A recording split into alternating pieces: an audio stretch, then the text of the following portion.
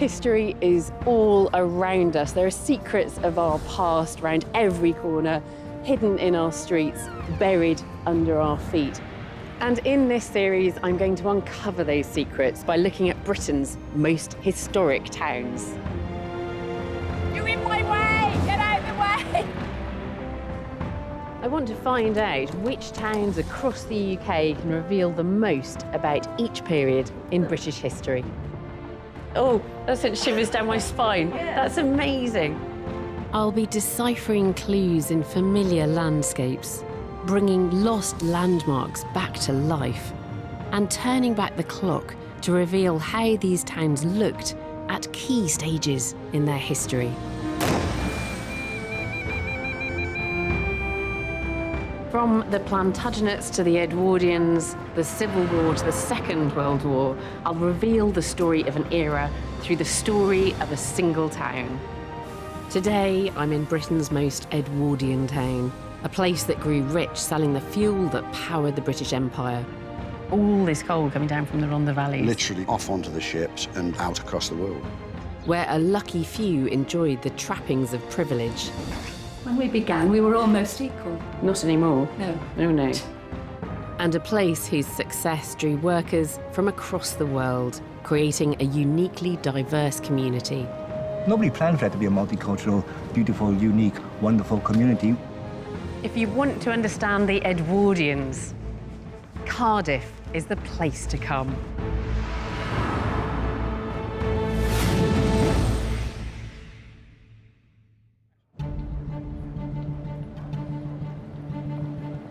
'21st century Cardiff has all the trappings you'd expect of a modern capital city. Sleek government buildings, a huge sports stadium, and an excellent university. I should know, I went there. But strip away the modern glass and steel and you uncover an extraordinary story of ambition, wealth, and back-breaking labour. That hard work propelled Cardiff from a small town dominated by a big castle to the world's most important exporter of energy in under a century. It's now home to 360,000 people, but it was only 170 years ago, during the Victorian age, that Cardiff rose to prominence. When Queen Victoria died in 1901, her son Edward took the throne. The 9 years that followed were the Edwardian era.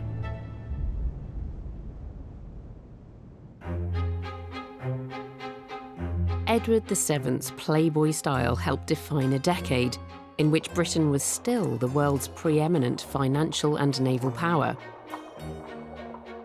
All women, and most men, still couldn't vote, but neither could the sun set on an empire that still straddled the globe. And in Cardiff, supreme confidence and ambition transformed a town into an elegant city, eventually becoming the national capital we know today. The first industrial revolution of the late 1700s into the early 1800s was driven by an incredible expansion in mass-produced textiles and saw the transformation of many of Britain's towns into grand cities. The mills and factories of Manchester, Sheffield, Birmingham, Bradford and Leeds meant that these cities all grew rapidly, becoming big players in Britain's century of success. In 1850, Cardiff was still well behind the curve. Iron-rich Merthyr Tydfil, 25 miles to the north, was the industrial capital of Wales. But come the rail and steamship-driven second industrial revolution of the mid-1800s, Cardiff would surpass it in status and power. And that was thanks to the valuable mineral that lay beneath the valleys just to the north.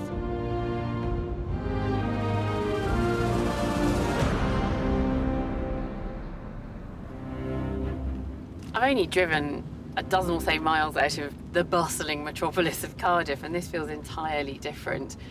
Up into the hills, beautiful hills, and then all these valley towns which are crowded with row upon row of terraces. It's clear that people were flocking here in their thousands. And of course, what it was that was drawing them here was coal, as it was known locally, black gold.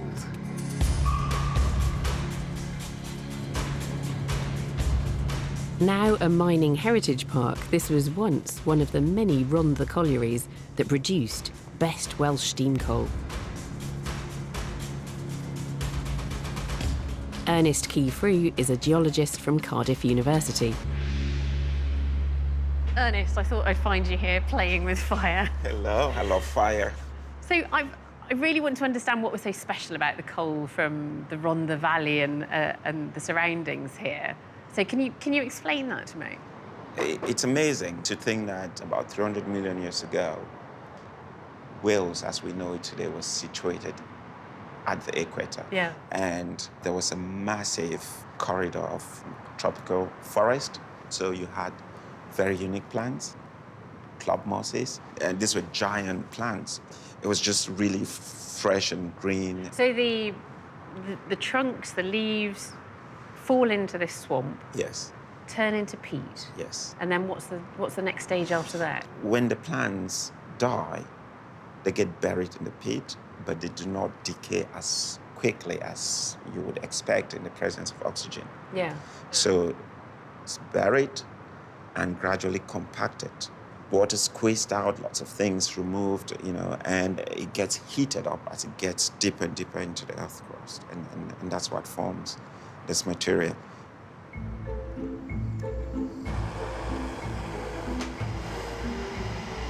So this is Welsh steam coal from here, from this colliery? Yes, from Ronda. What is unique about this material is that there's methane trapped in here, gases that would catch fire really quickly and burns with a lot of zest. It really burns powerfully. But just look at the glow. It's fragmented, it's not even. The glow is not smooth. And this is all due to the fact that you have all these different pockets of flammable material in here. So it's carbon, which is carbon. combustible, Yes. but with a kind of inbuilt fire lighter. Exactly. So that's going to be perfect for the boilers of all of those steamships. Exactly. Yeah. That's why Wales is so important, this place. Power the world. Yeah. Yes.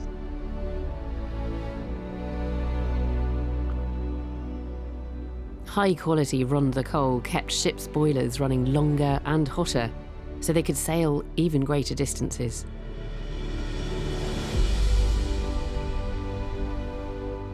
By the late 1800s, demand was soaring as the steamships of merchant and military navies crisscrossed the globe. Welsh mine owners were riding the wave of a black gold rush. The more they could mine, the more they could sell. And by the Edwardian age, the rush to exploit this mineral had transformed the Ronda valleys. A once rural farming community had morphed into a hive of dirty, dangerous, and very profitable industry. In 1905, the valleys of the Ronda were dotted with the pit wheels and smokestacks of collieries. All linked to Cardiff by rail, the mines were only a mile or two apart, each employing hundreds of men, women, and children. In Edwardian Britain, manual work was tough, with mining perhaps the toughest of all. Ex-miner Pete Griffiths is now a museum tour guide and knows a thing or two about colliery life 110 years ago. Peter. Afternoon. Hi. Hello. Nice to meet you. Nice to meet you too. Can you tell me about working here in the colliery and who was working here and what was life like? Conditions were terrible. I mean, mine owners were so ruthless. They would want the men to put the supports further away so they would use less timber and spend less money. Yeah. And then the roof would collapse down and there would be a lot of roof, all the men buried. And they didn't care about coal miners at all. All they cared about was profit. And they were working 12 hours a day, from 6 in the morning until 6 in the evening. They'd have to go home, and then they'd have to wash the children, prepare food, and go to bed and be in work by 6 o'clock the next morning. Monday to Saturday, 12 hours a day. Oh, it's They're such a hard life, isn't very it? hard work. Yeah.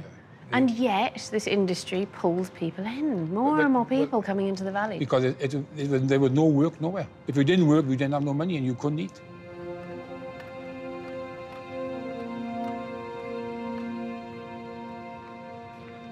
Work in those Edwardian mines was back-breaking, dangerous. It was exploitative, but plentiful.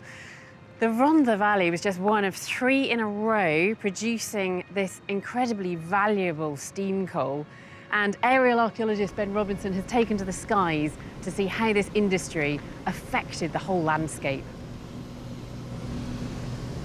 Oh, this is nice. This is cracking visibility, getting a good idea of the layout of the land. We've got these foothills and valleys. All these settlements are in the base of the valleys. And in amongst it all, I can see the telltale traces of the coal industry, the hive of activity in the Edwardian era. There we go. There's some slag heaps just now appearing under the wing. It's great mounds of spoil, the useless byproduct of coal extraction and production. And it's created new hills, new features in the landscape. I can just see the land's been reformed, resculpted. They've tried to make the best of it, put it back in some sort of order. But however hard people try to erase it, we can still see it. These will be around for centuries and centuries.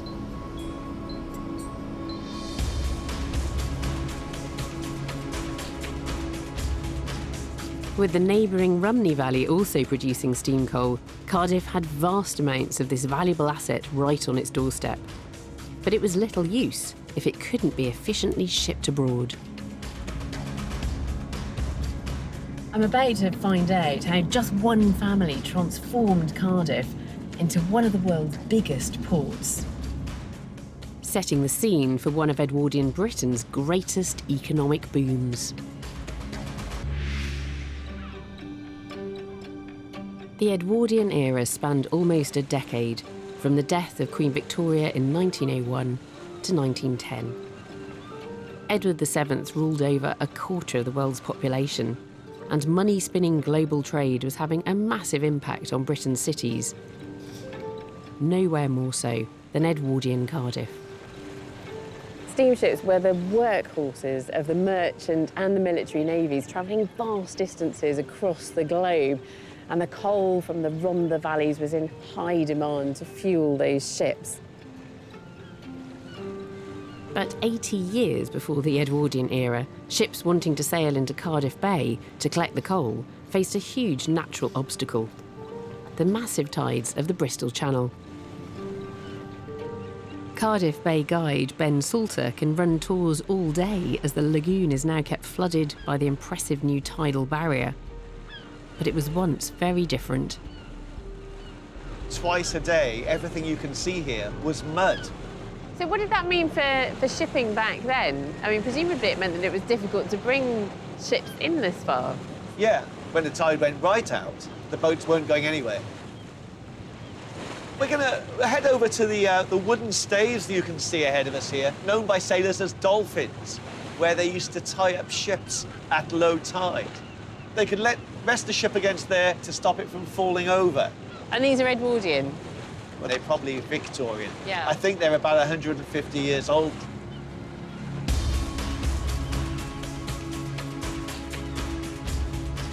The construction of the docks that would be so crucial to the success of Edwardian Cardiff began in the 1830s, and it was all thanks to one man. The second Marquess of Bute owned much of the coal-rich land in the Ronda. Bute realised the faster his coal could be exported, the more money he'd make, so he set about building Cardiff's coal docks.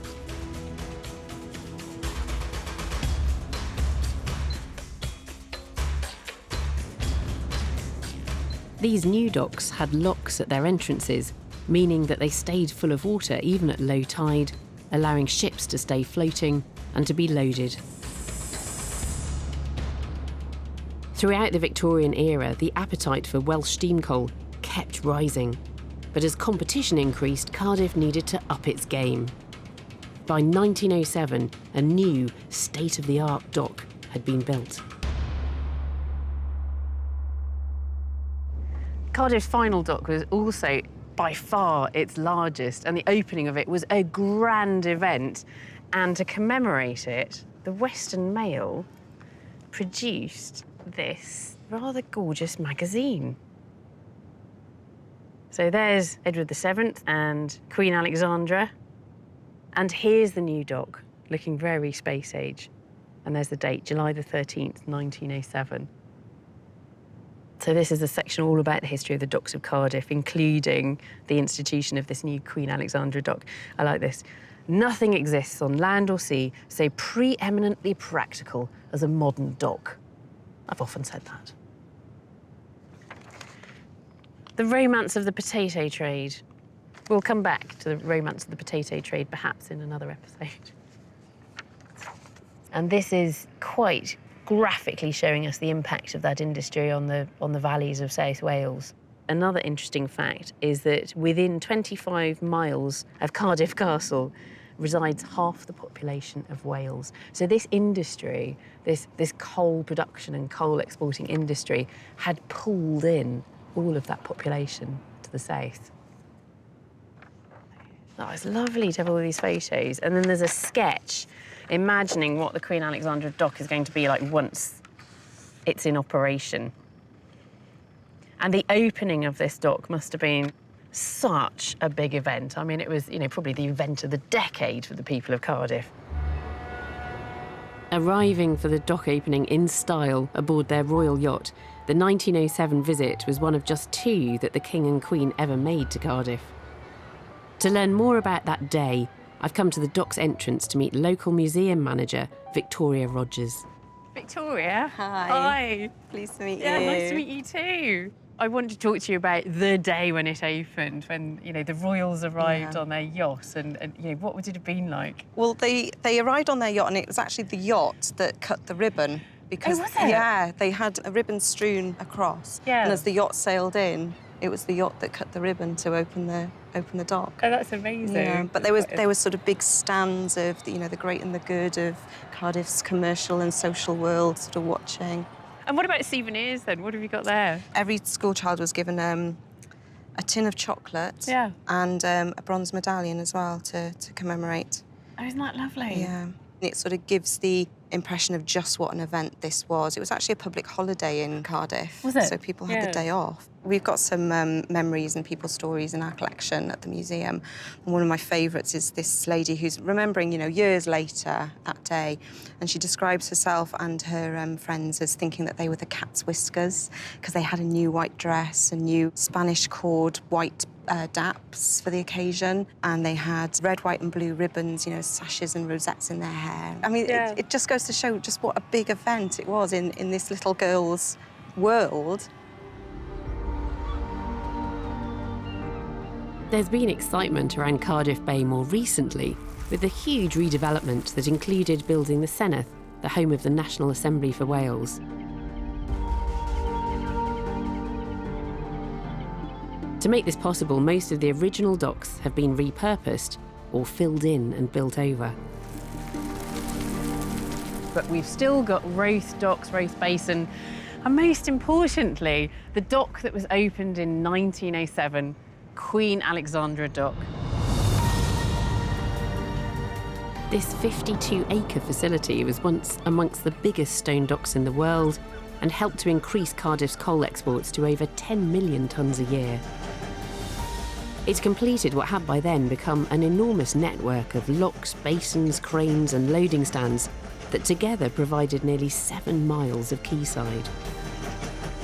A thick cobweb of rail tracks brought streams of coal trucks loaded with Welsh steam coal from the Ronda and the Rhymney valleys to dozens of waiting ships.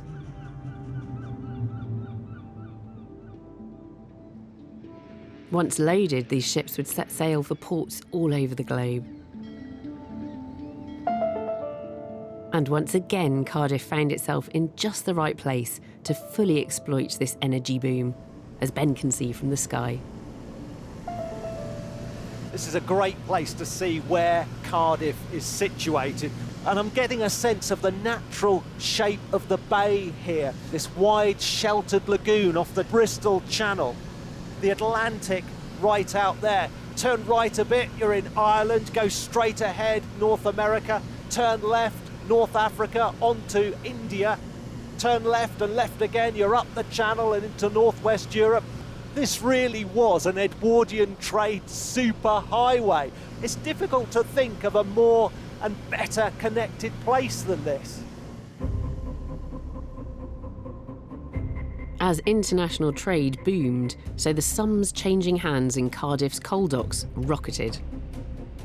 And in the days before computers and mobile phones, of course, that all had to be done face to face. I'm here in the business district of Cardiff Docks, or Butte Town, as it had become known, to find out more about how these coal deals were done. Once the heart of this financial area, the Coal Exchange is now a hotel that's been faithfully renovated. Its creative director is Mike Johnson. Mike? Yeah, Hello, Alice. I'm Alice. Yeah, Hiya, how are you nice to doing? meet How are you. doing? Yeah, and you.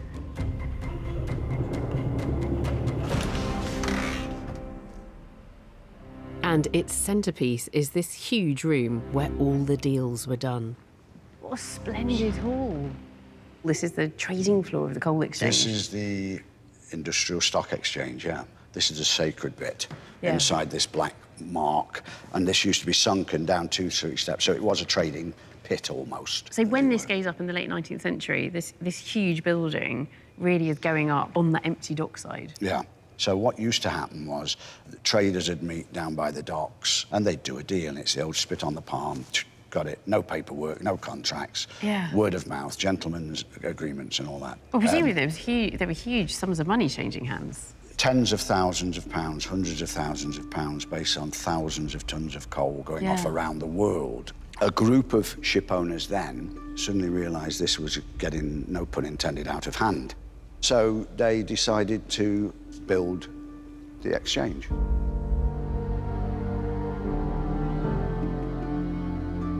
After the turn of the century, it became so important as a building. It was the centre of world coal trade. The price of world coal was set here. Really? The first single £1 million recorded business deal was done where we're standing. Anywhere in the world? Anywhere in the world, the first, Right. yeah. And that was 2,500 tons of coal to the French Navy. Yeah, that is fascinating. I mean, it's fascinating because it shows you how important coal was. And all this, the crowd of traders on the floor there. Throughout the Edwardian period, then, it's much more utilitarian looking on the inside. That's right. What you see now was the profits from that trade burst throughout the Edwardian period. You see, they're the old trading boxes. That's where the deals were actually taking place. Yeah, presumably as well, the bigger deals, the private deals, you know, you don't want me to hear about that, so you're in there, yeah. This one's listening in, look. He's standing there nonchalantly listening in to what's going on inside. He probably nipped down there then and did a separate deal. They're doing that, yeah. This is what it's all about. Yeah, and they just stretch away forever, don't they? Yeah, the scale of it is amazing, isn't it? So all this coal coming down from the Ronda valleys. Literally pouring down from the Ronda valleys, being sold here, off onto the ships, and literally out across the world. Yeah. Alongside coal, traders and the exchange dealt in shipping, now a huge source of income in its own right. By 1910, 250 locally owned steam tramps were lugging their black cargo to over 50 destinations across the globe. Cardiff was now at the centre of the global energy business. These profits were underpinning what had become a vibrant local economy. Retail trade was booming, factories were rapidly expanding, and the docks were busy with imports of food and goods, as well as exporting coal. Edwardian men were making fortunes, and it was just men doing the deals. Next, I'm going to experience part of the rather indulgent lifestyle of wealthy Edwardian women.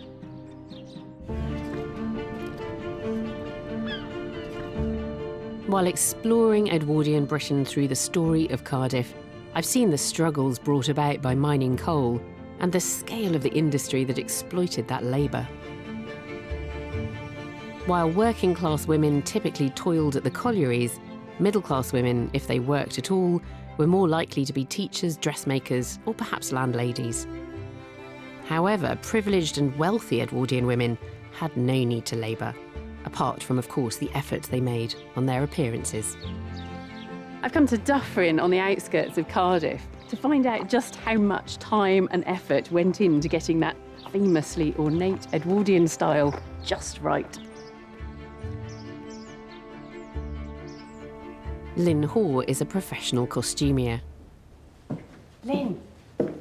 Hi. Hello. Hello, nice to see you. Nice to see you too. Are you ready to be transformed into an Edwardian lady? Yes, I have. Right, first things first, let's start with the underwear. If you wouldn't mind sort of taking everything off except your pants and putting this on, would that be all right? That's fine. Yeah. So, would they have worn pants? No, because, you know, you've got this easy access area at the back. That wouldn't have really worked with pants, would it? Not really, no. No bra. I can keep my pants on. Okay. Yes, thank you. Right. Is that okay? Yeah, I'm just stepping in. Let's have a look at you then. Yeah. Oh, that looks great. You shouldn't be in here, should you? Ladies' boudoir. Right, I'm going to go for the corset now. So we choose a corset that's 1.5 inches, 2 inches smaller than your waist. That sounds comfortable. Yeah. And as you can imagine, high society would have dictated the fashion of the day so that women certainly would have been looking at royalty to see how they would like to look. We do know that Edward VII was a bit of a philanderer and he favoured very shapely women. But they're not looking at Queen Alexandra. They're looking at royal mistresses. Yes, and he did spend a lot of his time with women in that upper echelon of fashion and wealth. So kind of Edwardian it girls. Definitely, yes. I wonder how long you'll still be talking, Alice. How does it feel on you? Tight. Yeah. Right, next, the petticoat.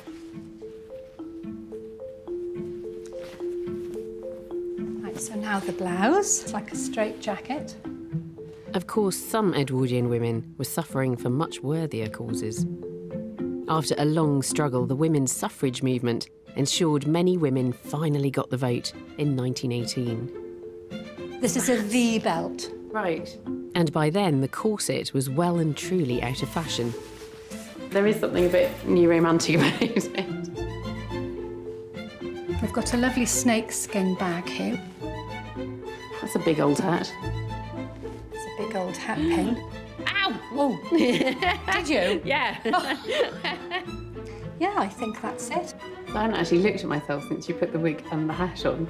No, I know. You're going to get a surprise. Oh my goodness! What do you think? That just doesn't look like me. That's very strange. I'm an Edwardian lady. You certainly are. I feel quite, especially looking at myself in the mirror, I feel quite superior, quite Wow. snooty. So you should, after all that effort that I've put into making you look so beautiful. When we began, we were almost equal. Not anymore. No. No, no. One more thing. Here we go.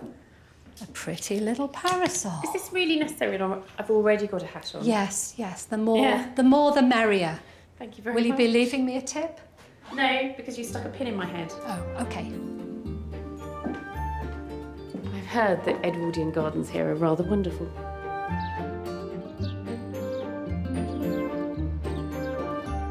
This opulent house was owned by John Corey, who'd made an absolute fortune in shipping and coal.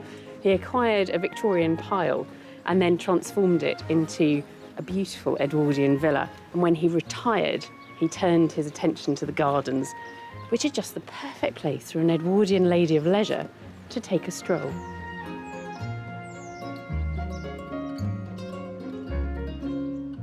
Corey's ships would bring him exotic plants back from distant lands. Such was the life of luxury for a small but growing minority benefiting from Cardiff's black gold rush.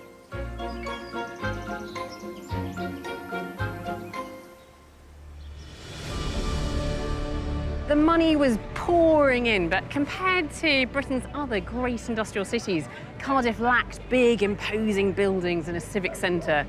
It was time for Cardiff to undergo its own grand redesign. This is Cardiff's Civic Centre, which includes the university where I studied medicine in the early 90s. I must admit I hadn't realised that this civic centre only took shape in the early 20th century. Thankfully, Bill Jones has studied this impressive architectural achievement in great detail. Bill, hi. We really stand out in this crowd because we're not wearing graduation gowns. It's a long time since I wore a graduation gown. And they're all here to take photographs outside these magnificent buildings, of course. Aren't they magnificent? It's Lovely. wonderful, wonderful. This is the finest civic centre in Britain and one of the finest in Europe. It's neoclassical but with a flourish, isn't it? Oh, absolutely, Yeah. absolutely, yes, yes. They were into flourish. This is a generation here before the First World War that is supremely confident, that thought that the coal industry was going to be the basis of an empire for hundreds of years in Cardiff and would be the basis of its prosperity, and of linking in with that classical past as well, and it's a powerful combination.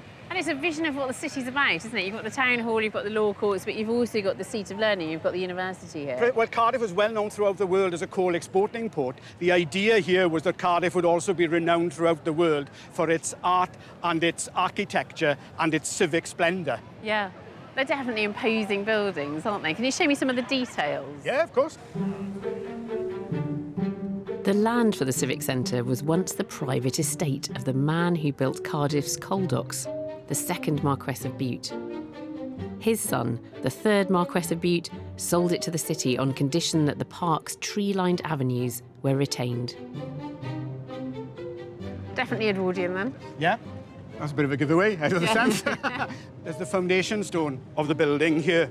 Foundation stones are wonderful things, they're very handy. I've walked past this building so many times. On the 23rd of October 1901, they laid the foundation stone here. Yeah, these are great. They look like they're asleep. Look, they've got their heads tucked in under their wings. I'm seeing so much more than I think I saw when I was here. I didn't notice all these details. There's something here that's worth seeing, which gives us a clue to the material base, the reason for the prosperity of this area, if you like. So you've got two groups of statues here. That's navigation with Neptune over there. And here's Minerva as the goddess of commerce and wisdom and various other things. But if we go around the back, tucked away, but there's a very interesting link here symbolising the reason for the prosperity. We've got miners. We've got miners, yes. Isn't that fantastic? Yeah. Yes. If you have coal and navigation and the sea and together, coal exports, the age of steam, the great Edwardian age of expansion of Welsh coal through Cardiff and other ports in South Wales to the rest of the world. It's good. I mean, I'm not entirely sure that there are actually this many muscles in a human forearm, a human arm. I can tell you're a doctor. Do you want to take it home with you? I think he's quite good, actually. I like a bit of anatomy in a statue.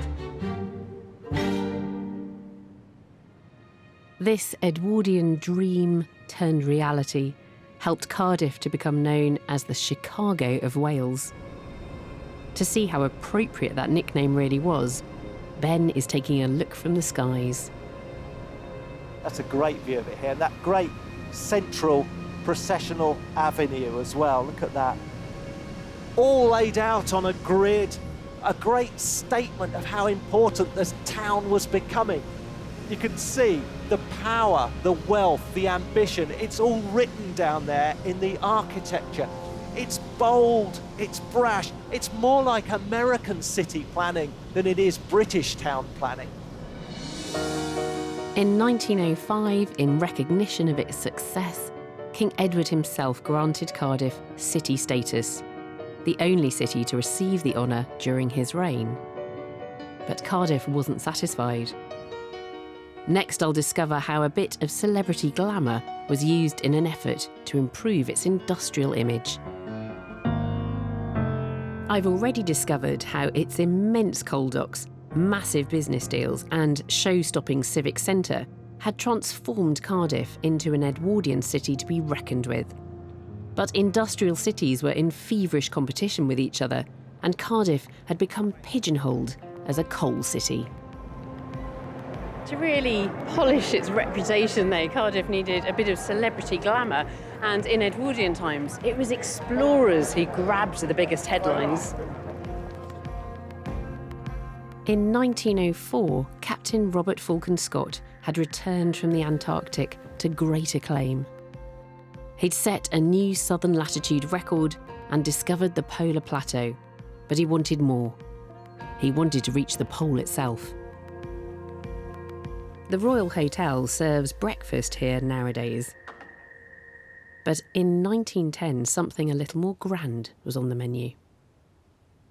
This is the very room where Scott and his team of scientists and fellow explorers were given their last meal before they all set off by the Cardiff financiers, the people whose support made this voyage possible. And there are some mementos of that evening here. And there is the Terra Nova, so there's a rather wonderful little model of her. And look, she's flying the Welsh flag proudly at the back there. And there's the menu of the meal they sat down to. Quite an extensive menu, various hors d'oeuvres, followed by bisque of lobster, boiled salmon, mousse of ham in aspic, sounds disgusting, fillets of beef, roast Aylesbury duckling, asparagus, soufflé, Captain Scott soufflé no less, and finishing up with the South Pole ice pudding, of course.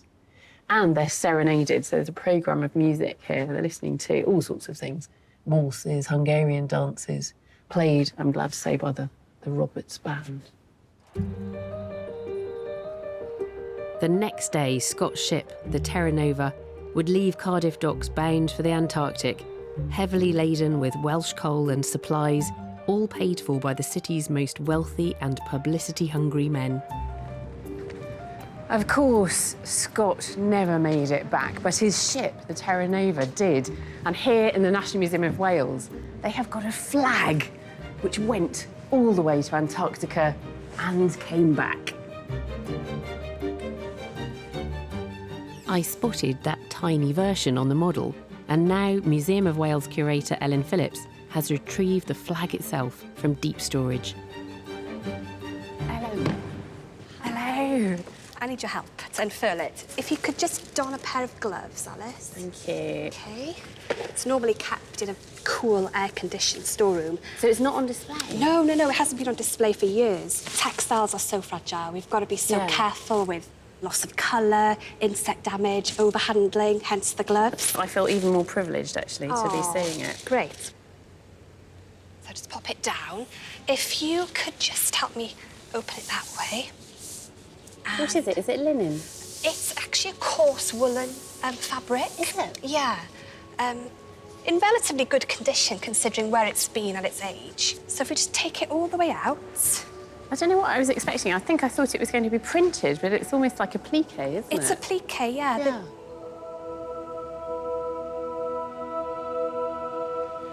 And it's huge. So there you have it. Captain Scott's Terra Nova flag in all its glory. That's wonderful. It was made by the dressmakers in J. Howell & Co. department store in Cardiff. It's still there? It's still there on St Mary Street, once billed as the Harrods of Wales. It's a very impressive advert, isn't it? It's a very obvious badge of Welshness that ship is going off with. Yeah, so in a way, it's a marketing tool for Wales, for Cardiff in the Edwardian era. I mean, Cardiff threw itself with gusto behind Captain Scott's expedition. We'd kind of received city status in 1905, and I guess the civic leaders of Cardiff were on a sort of bit of a rebrand mission, you know. We wanted to be seen as the most enterprising city in the empire. And apparently Cardiff amassed about £2,500 towards the expedition in 1910, so more than any other city. So it felt very much like a Welsh project as well, I think. He's a magnificent creature, Ellen, but I have noticed something, that he's actually going, I'm biting my tongue. Oh, yeah, I've noticed that before, yeah.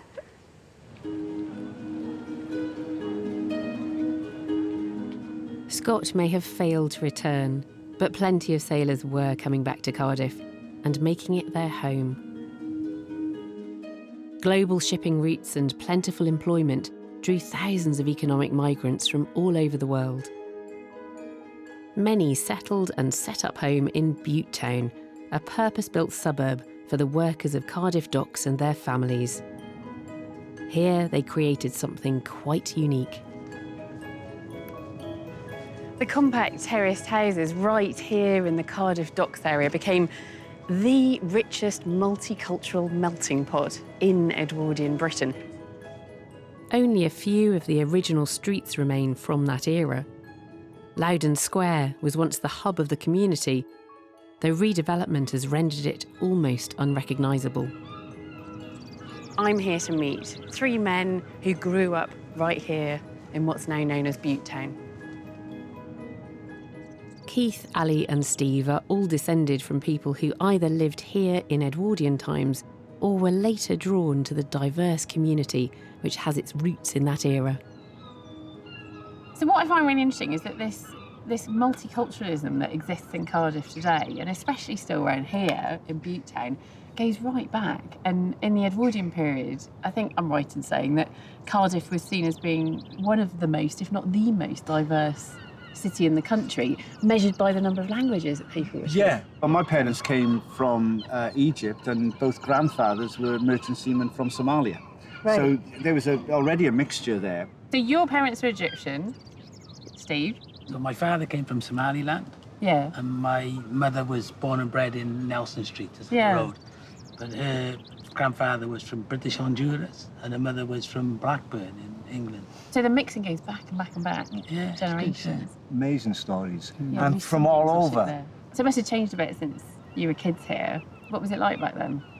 It was amazing. I mean, there was all the traditional streets, you know, like if you go to London, like Notting Hill, and you see all those grand houses. That's where we lived in, those great big houses. Every door was open, and it was who was cooking what.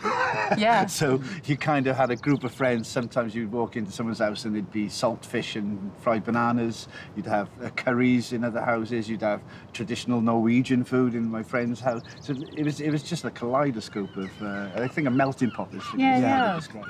Yes, it's always been diverse.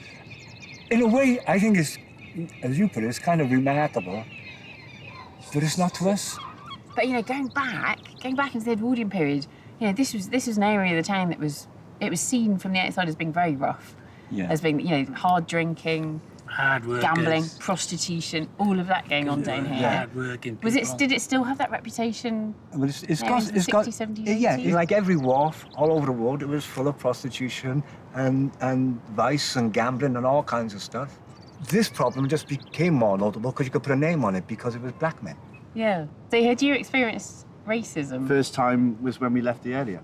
And then we realised how protected we were by the adults of everybody. Everybody was your mum and dad, your uncle in this area. Yeah. And you didn't appreciate that until you actually moved out to the area. So diversity was natural here? Yeah, absolutely. Yeah. Nobody planned for it to be a multicultural, beautiful, unique, wonderful community. We did it because the circumstances.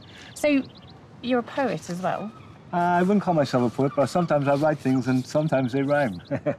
And you've written poetry about I wrote one about your Welsh origins. Kind of, yeah. There's a reason why they came from there to hear and see and stand on this land where we stand. It wasn't planned, but ordained and decreed to feed the need of empire, expansion and containment, the fuel to power control, coal, black gold, filthy lucre, dirty, difficult, dangerous. So often this story's been told that we can reckon and recount to the ounce, bought and sold for £1 million check, but how many souls? How many souls? King Edward VII died in 1910, but for a while the boom continued. In 1913, over 13 million tonnes of coal passed through Cardiff's docks. It was the peak of an astonishing period of economic growth that had seen a backwater town transformed into a powerful international city. But Cardiff and Britain's preeminence was about to come crashing down. The catastrophic World War that began in 1914 not only crippled international trade, it accelerated the switch from coal to oil for fueling ships. The post-war slump made things even worse, and very soon the glory days of Edwardian Britain were a distant memory. But what an extraordinary legacy. It is phenomenal just how much Cardiff was transformed in that crucial first decade of the 20th century. All kick-started by the geology of the Ronda and its millions of tons of steam coal. All of it pouring down to a vast coal dock with its miles of railways and quays. The creation of a vibrant multicultural community that grew out of Cardiff's preeminence as a port with international connections, and the creation of this beautiful, coherent civic centre, which is still very much the heart of the city. This slice of history is woven into the fabric of Cardiff. It's what makes Cardiff Britain's most Edwardian town.